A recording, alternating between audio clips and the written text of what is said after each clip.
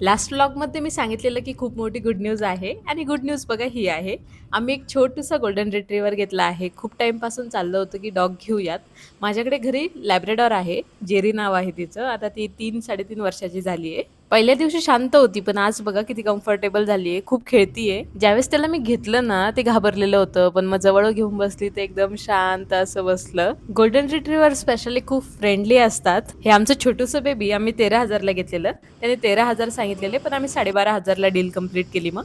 मग घरी येऊन त्याचं डेकोर केलं, सगळं वेलकमची तयारी केली आणि दुपारच्या टायमिंगला आम्ही आणलं होतं, तर त्याची झोप होऊ दिली व्यवस्थित. त्याला जेवायला दिलं आणि नंतर बघा ते कसं एकदम सगळं बघतंय, काय-काय केलंय आणि सगळीकडे ऑब्झर्व्ह करत होतं. त्याला आवडलेलं देखील. ते एवढं छोटं असून सुद्धा ना त्याने एवढ्या सुंदर-सुंदर पोज दिलेल्या.